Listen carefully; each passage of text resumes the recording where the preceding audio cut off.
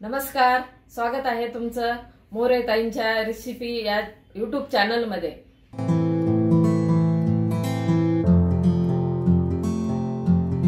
चला तर मग व्हिडिओमध्ये पुढे जाण्याआधी बेल आयकॉन दाबून चॅनलला सबस्क्राइब करा आणि सुरू करा मोरे ताईंसोबत आजची ही चवदार रेसिपी बनवायला। नमस्कार मंडळी, आज मी तोंडी लावण्यासाठी चटणी करणार आहे। आता उन्हाळा म्हटलं की काहीतरी आंबट तोंडी लावायला पाहिजेच, त्याच्यासाठी मी कैरीची चटणी तुम्हाला दाखवणार आहे करून। तर त्याच्यासाठी मी पहिलं कैरी दाखवते। ही अशी कैरी घेतलेली आहे, जास्त आंबट नाही। आता गावरान घेतली ना तर खूप आंबट लागते, तर चटणी आपल्याला मिडियमच पाहिजे, आंबट गोड आणि थोडंसं आपण तिखट टाकणार आहे। आंबट गोड तिखट म्हणजे खट्टा मिठा आणि तिखा अशी आपण चटणी बनवणार आहे। ही कैरी घेतलेली आहे, त्याच्यासोबत अर्धी वाटी खोबरं घेतलंय, खिसून घेतलेलं आहे, चवीनुसार मीठ टाकणार आहे, तिखट, कोथिंबीर, गूळ घेतलेला आहे आपण, जिरे, कढीपत्ता, लसण आणि फोडणीसाठी हिंग घेतले। आता आपण पहिलं काय करणार आहे, कैरीचे तुकडे करून घेणार आहे। तर साल काढायचं ते काढा, नाही काढलं तरी बी अशी चटणी पण छान लागते। धुवून घेतलेली, थोडा वेळ मिठाच्या पाण्यामध्ये मी कैरी ठेवली होती, स्वच्छ धुवून घेतलेली। तर छिलायचं असेल तर वरती असं ह्यानं चाकून बी आपण काढू शकतो, पण मी काय छिलणार नाही। मी असेच याचे बारीक बारीक तुकडे करून घेणार आहे आणि कोय बाजूला करणार आहे। हे पा, अशी मी कैरी कापून घेतली, असे तुकडे केलेले आहेत आणि याचं साल्ट वगैरे काढलं नाही, तुम्ही काढू शकता, नाही काढलं तरी बी चालतंय, छान लागते चटणी। आणि ही कोय अशी बाजूला केली आणि आपण हे अर्धी वाटी खोबरं घेतलं होतं का, हे असं मी हलकसं भाजून घेतलंय, न तेल टाकता असं भाजून घेतलेले।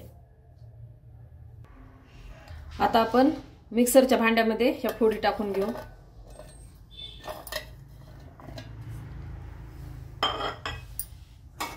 त्याच्यामध्येच खोबरं टाकू।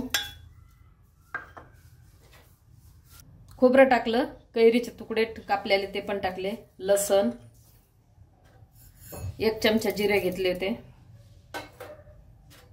आणि मीठ आपण चवीनुसार टाकणार आहे,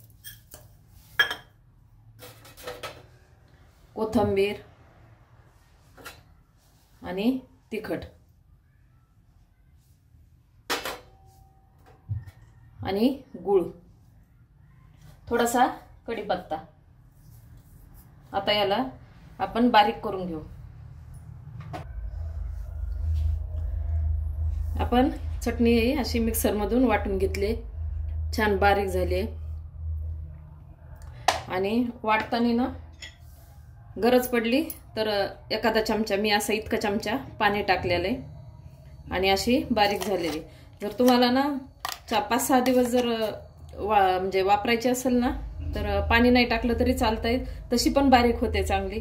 पण अशी 2-4 दिवसच आपल्याला जर पाहिजे असेल ना तर पाणी टाकून अशी एकदम बारीक पेस्ट केली तरी चालते, नाही तर थोडी आबडधोबड बी केली तरी छान लागते ही चटणी। आणि वरण भात किंवा गरम गरम पोळी सोबत, पराठ्यासोबत, मुलांना पण ही आवडण अशी चटणी आहे कैरीची। तुम्ही एकदा नक्की खरंच अशा पद्धतीनं करा। आता आपण याला फोडणी घालणार आहे। आता आपण एक अशा प्लेटमध्ये काढून घेते, म्हणजे वरतून आपल्याला फोडणी टाकायची।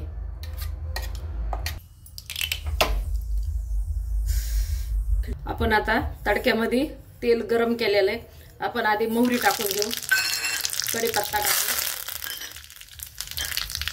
थोडंसं हिंग टाकू आणि ही फोडणी आपल्याला कैरीच्या चटणीवर टाकायची।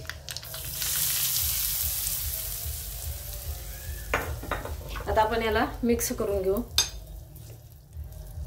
आणि एकदम साधी खिचडी करताना तुम्ही मुगाच्या डाळीची त्याच्याबरोबर तोंडी लावायला एकदम भारी लागते, वरण भाताबरोबर, पोळी बरोबर। आणि पाहिल्याबरोबर एकदा नक्की लगेच करून बघा आणि कशी झाली ते मला कमेंटमध्ये कळवा। आता आपण मिक्स करून घेतले, अशा प्रकारे तोंडी लावण्यासाठी चटपटीत कैरीची चटणी तयार आहे। एकदा नक्की ट्राय करा आणि कमेंटमध्ये कळवा। तुम्हाला हा व्हिडिओ आवडला असेल तर लाईक करा आणि अशाच प्रकारच्या चवदार आणि चमचमीत रेसिपीसाठी सबस्क्राइब करा आणि कमेंटमध्ये कळवा तुम्हाला कोणत्या रेसिपीज बघायला आवडतील। पुन्हा भेटूया एका नवीन रेसिपीसह एका नवीन व्हिडिओमध्ये। धन्यवाद।